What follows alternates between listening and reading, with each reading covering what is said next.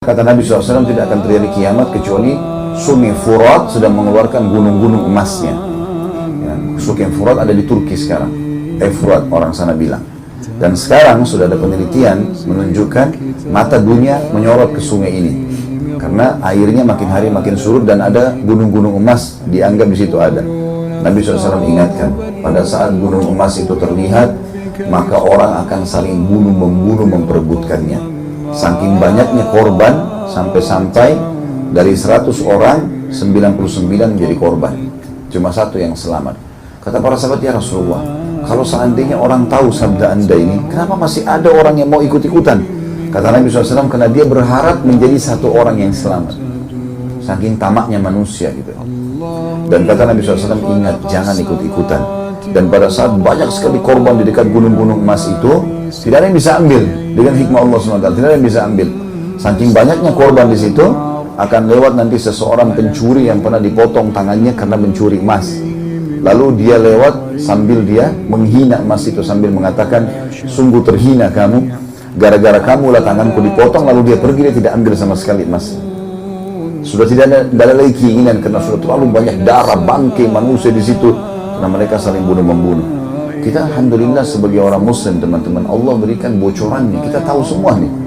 Juga yang belum terjadi adalah terjadinya malhamah kubra atau peperangan besar antara muslimin sama Bani Asfar atau orang-orang Eropa. Entah apa yang dimaksudkan di situ ya. Tapi kita akan terbentuk pasukan besar sampai terjadi perang besar antara muslim sama orang non-muslim. Dan orang non-muslim, kata Nabi SAW, berada di bawah 80 bendera. Kata sebagian ulama adalah 80.000 bendera. Ya 80 atau 80.000 ya, itu diibaratkan dengan 80 negara gitu. Jadi perang besar-besaran terjadi pada saat itu di akhir zaman nanti. Nah, sampai kalian akan menembus Rum, kata Nabi SAW. Entah Rum ini apa yang dimaksud, kita tidak tahu. Mungkin orang hidup di zaman itu akan tahu tentunya.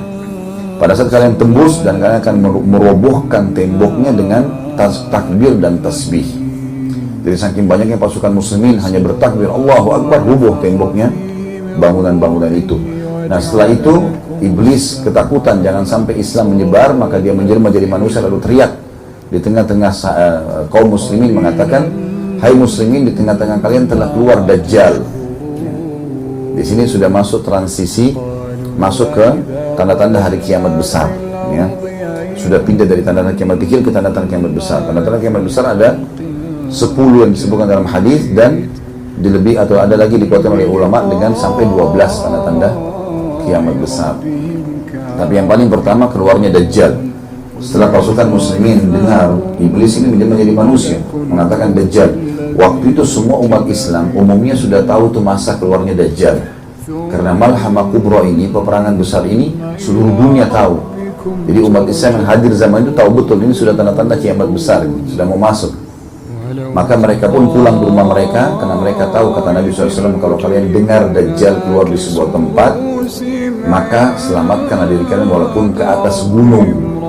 Dan jangan seseorang di antara kalian berkata, imanku kuat, kemudian dia menjadi pengikut Dajjal.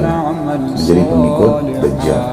Maka pada saat itu mereka pulang ke rumah, mereka tidak temukan Dajjal, dan di saat itulah, kata Nabi SAW, Dajjal keluar benar. Lalu disebutkanlah ciri-ciri Dajjal itu sendiri. Kalau Nabi SAW dahinya lebar, rambutnya keriting, ya, bola matanya agak cekung, dan seterusnya. Dijelaskan tentang cirinya, dia seorang laki-laki dari anak Adam, tapi kulitnya cenderung kepada warna gelap, lalu dia akan mengaku sebagai Tuhan. Kata Nabi SAW, ketahuilah dia akan keluar dari sebuah wilayah di Khurasan atau di Iran sekarang ya, di sebuah wilayah namanya Yahudiyah. Dan hari ini di Iran ada kota namanya Yahudiyah. Dan di situ akan diikuti dengan 70.000 dari orang Yahudi Asbahan. Dan di kota itu sekarang mayoritasnya orang-orang Yahudi. Ya. Subhanallah, apa yang disampaikan Nabi SAW tidak mungkin luput. Keluar Dajjal diikuti dengan 70.000 orang, lalu dia keliling di muka bumi. Tidak ada satu tempat pun di muka bumi ini kecuali dilewati oleh Dajjal, melainkan atau kecuali Makkah dan Madinah. Riwayat lain Aqsa.